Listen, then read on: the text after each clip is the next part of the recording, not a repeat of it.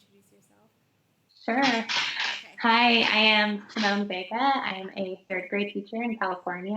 I've been teaching for a few years now. I've taught kindergarten, sixth grade, and now third grade. And I'm Luca Rivers of Markers and Minions, and I am a former third grade teacher. Now, what I do is just Markers and Minions every day from home. And anyway, I'm excited to introduce Simone as the newest member of the Markers and Minions team, the only other member currently, but she's a math expert. So, a little bit of background. I have always had Markers and Minions as this outlet to connect with other teachers, and then a few years ago, I branched off into this benchmark advance niche, and I've been there for the last few years, and this is kind of a side project for me to branch out of that because I kind of need a break from time from benchmark. This kind of collaboration is really exciting to me because I get to focus on some of the other aspects of teaching that I haven't been able to focus on in the past. So last week, I think it was, Simone, we published your first blog post Yes. on how you implement small groups for math. Mm-hmm. And I loved it because it was very manageable. I heard that a lot from the people who read it. It sounds like a really manageable way to do it. Right. And I liked it also because it's a little bit different from how I was doing math small groups, but then I found a lot of overlap. And so tonight we'll talk about the different ways that they can be implemented and why we want to do that. And additionally, we got several questions from people who read the blog post. And so tonight our goal is to just get through those questions, kind of like interview style. Which, by the way, I see that I have like a thumbs up, but can you comment to let us know that you can hear us okay?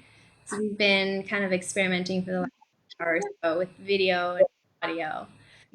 We're just teachers, so as we can. So we will answer these questions for you, and then we'll answer questions in the comments afterwards, and then we also have a freebie to give away at the end, something that we'll talk about tonight. Okay. So no comments yet, but I think people are. They could hear Okay, so the first question. Hi, Charity. Yay. Okay, she can. Oh, good. Charity's here from Washington. Oh, wow. Okay, Simone. You mentioned in your blog post that you have the high group work on math practice pages before they go to their menu options. What about the group that you meet with last? Do they ever work on their practice page? And can you also provide a little bit of context for that question? Absolutely. So those of you who have not read the blog post, I run math in small groups. So I have 3 groups going on at one time. So I have one group, which is with me, and then I have my math menu group, which is really kind of like a fluency game time group. And then I have tech time, and they're on FT Math or IXL or something directed towards that lesson. And so my high group will come to me first, and my other kiddos are working on either tech time or math menu, and then we rotate this through 3 times. And then before they're allowed to dive into their next station, so their tech time or their math menu, we use Eureka Math, and they're working on their problem set. So that's their independent practice time. And I have really structured my math groups based off of time. And my last group, they're given that extra time so we can work together on their problem set and make sure that they are successful. So they do that before we have the exit ticket and the closure for the lesson. So yeah, they're provided that problem set time. Okay, so they all get their opportunity. Mm-hmm. Okay, all right. And similarly, what I do for my math small groups, I'm going to just speak in the present tense as if I'm still teaching because that comes slowly.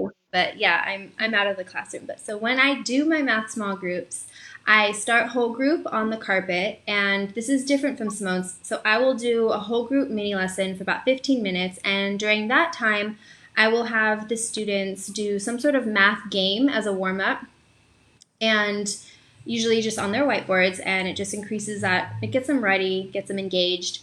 And then I do my my lesson where I teach the concept and I'm modeling and I bring out the manipulatives under my dot camera when applicable. And then from there, we break off into our rotations.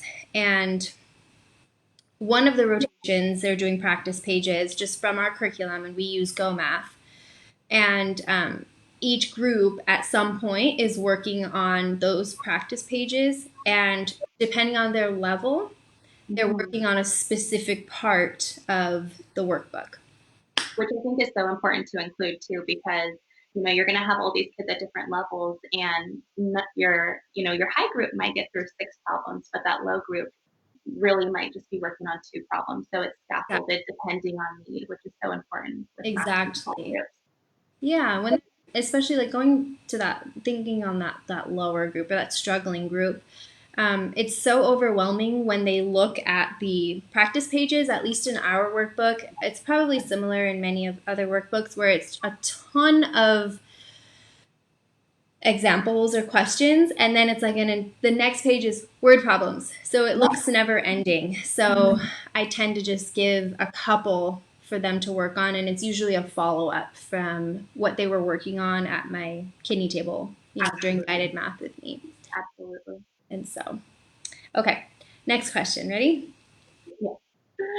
How would you suggest implementing small groups in a short math time? I have 17 students, third grade, and 30 minutes to teach math. And this question, so I only think 30. it's tricky to teach any concept or any subject within 30 minutes. That's a really short amount of time, but you need to work with it. And if it was me, what I would do is instead of running 3 stations, I would have 2. So I would have my small group, and then I would have my other kiddos who are either on that tech time or math menu. Mhm. And then I might rotate day from day or week from week, whether they're on tech time or math menu. But that's how I would kind of balance my time if I only had 30 minutes for math. Just less groups. Less group. Then you would Hmm. have to group your students differently. I think Absolutely. both Absolutely. Simone and I have like a, high, medium, low group. We would never say that. We would never use those words, but that's kind Absolutely. of how we group the students. So Hmm. if you're doing less groups, you would have to divide that a little differently. Hmm. Absolutely. Hmm. Okay. How do you assess the students before putting them into their groups? So this is one that I had answered. This question is from Mark. So what I do is at the beginning of a new skill, so in third grade, for example, before we start our multiplication unit, I will create a simple pre-assessment, and it's usually 3 or 4 problems, like 3 typically, and I will tier them. So the first question will be very basic, like, do you have any understanding of this concept whatsoever? The next question will be a little bit more advanced, and then the final question will be more application. So, like, they have a concept and they can actually kind of apply it, and that's most of the time looks like it's like in the form of a real world word problem type of thing. It's important to read that because it's not a reading comprehension test. So yeah, that's what I do, just a simple pre-assessment, and it's really easy to score. And I do this at the start of every concept, and my groups are very fluid. So Absolutely. sometimes a student who was in the high group before in another concept is not going to be in that group for another concept. And 100%. yeah. 100%. And what I'll do is, so I'll start each concept doing something very similar with a pre-assessment.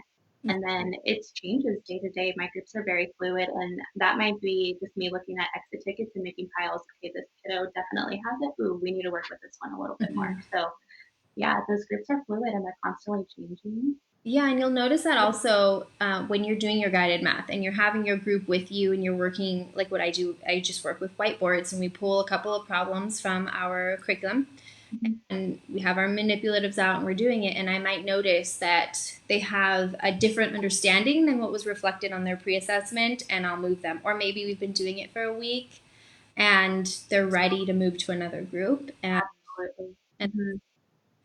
yeah, they don't get stuck. I feel like we tend to get stuck in like ELA groups because students have that like guided reading level or their Lexile level, and it's so much work to have to reassess them. So Hmm. kind of get stuck in that level for a while. And with math, it's just much easier to move them around. I 100% agree. differentiate. Mm-hmm. Yeah, absolutely. Okay. Are there any plans to possibly have a video to show this in action? I would love to see firsthand how the whole period flows. Time is always a struggle for me, so it would be helpful to see how all of this happens in 70 minutes. So this is from Amy and Julie. Both of them had a similar question. Right. I would love to do a time lapse video. I think that'd be so neat to actually see the rotations in it, in action. Yeah. But yeah, so I have 70 minutes for my grouping, and I'll start off with my lesson objective, and it's quick. It's about 5 minutes, where I'm also including prior knowledge and the success criteria, and then I'm also including the directions for small groups. So it's quick, 5 minutes, and then my three groups.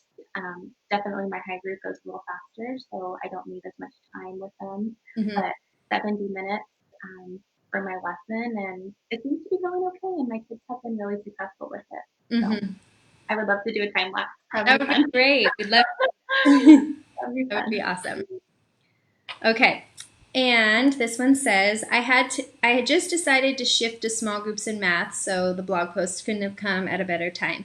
Can you give a time breakdown of your math lesson and rotations? So you go ahead Yeah, and share yours first, and then I'll explain mine. We'll talk about the. yeah.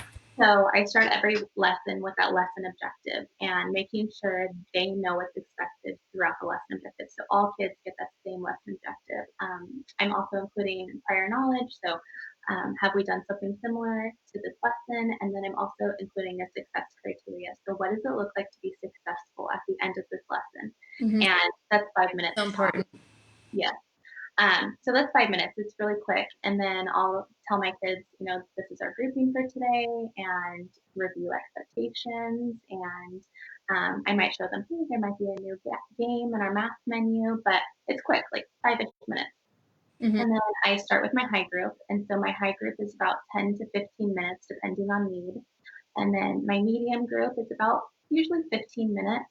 And my last group who really, they need my help and they need that more one-on-one scaffolding. Right. It's about 20 minutes, A little longer. a little bit longer. And then I bring all my kiddos back together and we're going to close out the lesson with an exit ticket. And then we're Hmm. going to review that success criteria. So, hey, at the end of this, were we able to do X, Y, and Z? Hmm. Yeah. And so that's kind of a time breakdown. So Yeah. And do you use the same exit ticket for everybody? And is that something that you just like project on the board and they just quickly jot it down in their notebook and show you, or do it on um, the board? How? So it's actually in our curriculum. So we have exit tickets that are designed based off of that lesson. But sometimes I'll go through and say, you know what, this is really the standard or the concept that we were trying to teach. And so Hmm. I'll have a separate exit ticket. Okay. And certain kiddos, they're not there yet. So Mhm. it is definitely scaffolded depending on need. Right, right. Okay. And so the breakdown of my math lesson, I have 60 minutes. And the first 15 minutes, everyone's on the carpet, like I mentioned previously. And what I do also during that time, I mentioned that we start with like a math game as a warm up. I'll also use that time when I'm introducing new games to kind of teach the game. So, but with my math games, and I'm sure you do something similarly when you implement games, is you can use the same game and just adjust for the skill. Absolutely. So once you've already taught it and done it with a few chapters, if you will, that becomes a lot easier. And so I use that time to say like, hey, we're gonna play, sum it up, but this is how we're gonna apply it to what we're learning about now. Right. So after that, we've got 3 different centers. So I'm a big centers teacher. I love my students to work in groups in certain areas of the classroom Mhm. collaboratively. The first rotation is with me, and I meet with my lowest kids. So I start with them because we've just finished up a quick 15-minute mini lesson where they're overwhelmed and they need my support. So then I pull them immediately and we do our guided math, and I will just continue modeling, bringing out the manipulatives. We'll do like 1 or 2 questions. A lot of the times, this is also where I need to go back to like maybe what they learned last year and focus on that number sense, etc. And then meanwhile, my highest kids, are already starting on independent practice. So they just got the 15-minute lesson. Now they're going and doing some problems in their workbook with a partner. And then my medium kids are over on the carpet playing the math games Mhm. that relate to the concept. So that's our first rotation, 15 minutes, then we swap. My medium kiddos come to me.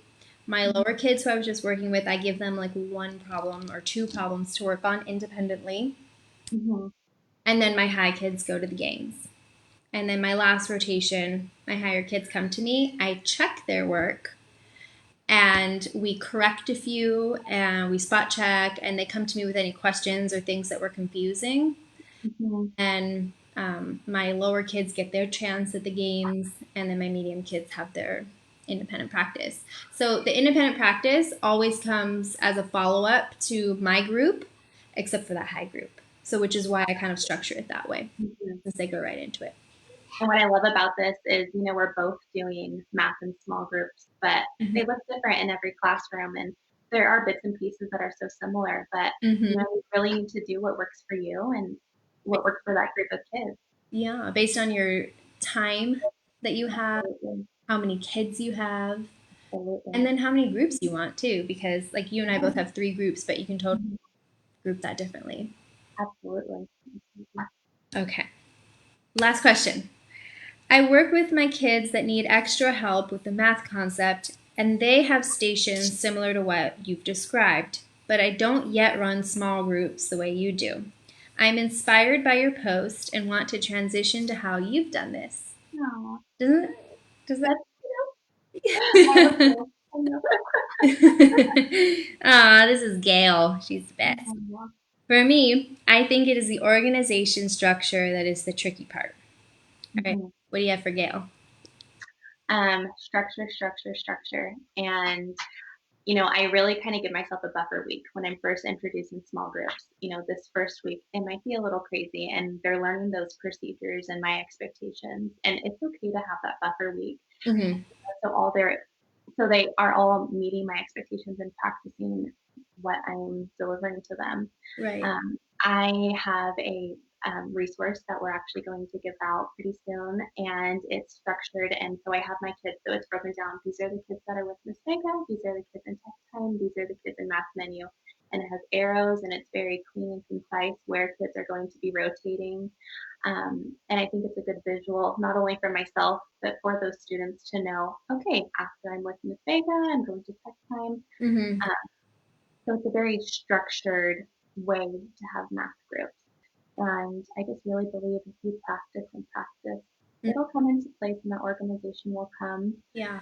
Um, Yeah. and that'll work out. But yeah, give yourself that first buffer week. It Yeah. might be a little crazy at first because it's brand new, but Yeah. And it's novel, so the kids are gonna be excited. absolutely. It's gonna be Very troubleshooting. excited.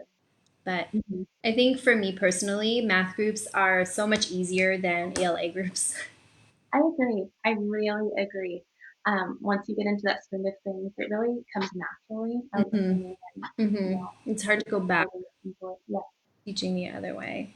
yeah. I would never teach whole group again. Mm-hmm. Small groups is the way to go. Yeah, agreed. Okay, so we'll share that schedule that Simone has. I will link it. It's a link where you'll input your email address, you'll be added to our email list, and it'll be sent automatically to you. Mhm. And this will add you to. I was explaining this to Simone in my, on the back end of my email program. It will like tag you as someone who's interested in what we're doing, what we're talking about in terms of math. So Mhm. anytime we have a math update, you'll get it. So that's the purpose of having it emailed to you, and also so we don't have to try to get it to everybody ourselves. Additionally, another thing that I wanted to just add about structure and organization, one thing that I have in my classroom that I don't know if I have a copy of on my computer anymore, but it's easy for me to whip up if anybody is interested. It's just posters, and similar to like my team posters, if any of you use them for your ELA centers. But they're posters for each center, so the Independent Work Center, the Math Games Center, and then the with me center. And so on those posters, I just write with, marker, dry erase, or wet erase, what they're expected to do there, and I just have that posted. So that's handy if you have actually have your kids traveling to a certain part of the room, Yeah. especially for the games center, because I'll list which games they can play Right. and like what they'll need Hmm. materials wise. So if there's interest, I can create and share that. I'll have Hmm. my schedule. All The right. other thing I have also, it was in my blog post, is that rolling cart with all of my games. So, just a way to actually organize your games is so important. And Yes. it needs to be easy access to the kids, and they need to know, okay, I'm only allowed to pull out these top three drawers or Mhm. whatever it might be. But Yeah, I think having some sort of organizational system with bins or a rolling cart is really helpful. definitely, definitely. And then it's really easy. It's becomes a self-sufficient kind of, or, the kids can manage it themselves. Yes. I use the caddies. So I found these caddies a long time ago at the dollar store that were long and they weren't divided. It was just two long sections with a handle in the middle. And I would put the whiteboards and the cup with the markers and then like mini erasers or soft. So it's Mm-hmm. like one caddy for that, easy to get out for math games. And then actual like game boards, I would just laminate and Mm-hmm. put them in Ziploc baggies with Yep. however many dice were needed or a deck of cards. And that's the other thing with math games is like they can be free, cheap, like they don't need to be No. insane things. It's like dice and cards. You can do so much. Mm-hmm. Those And actually, the blog post or the post that's coming out tomorrow on our Facebook group is about how to implement dice as a fluency tool. So dice is cheap, and kids love it. Yeah. Have you Mm-hmm. used the 12-sided die? I have, 10-sided ones? Yeah. Those are, especially when I taught sixth grade, my kids Mhm. love that. Yeah. Yeah. For dice, another little organization tip is like getting the small Tupperware. It's loud, but getting the small Tupperware and just putting two in there. And then when the kids roll, they just shake it right in there. Yeah. And And then you don't have dice all over your room, and Mhm. right. Yeah, Mm-hmm. they just kind of roll it or shake it and then like dump it directly onto their game board so they're not going like a, and then that's you I to love clean up and put away. it. Yeah. Yep. There we go. All right, I have a question that says, how do we get on the email list for math? What I'll do is I'll provide a link in the comments as soon as I hang up, and it will, when you click on it, you'll input your email. On our end, it'll categorize you as a math teacher, and then on your end, in your inbox, you'll get a link to this resource that Simone has made that she's sharing. All right, everybody, thank you so much for joining us for our first live video in the Markers and Minions teacher community. And this week, you can expect a blog or a post from Simone, Monday Math with Simone. And on Wednesday, I'm going to share a free like Thanksgiving thing that I made that I was inspired to make because one of my favorite clip artists like set her store on sale, and I was like, yes, yes, I'm just buying Yeah. everything. So she has I love cute like turkey stuff. So I'll share that Wednesday, and yeah, that's what's coming up. it. Yeah. All Thank right. you. Thank you, Simone. Bye. See Talk you to you later. later. Bye, everybody. Bye.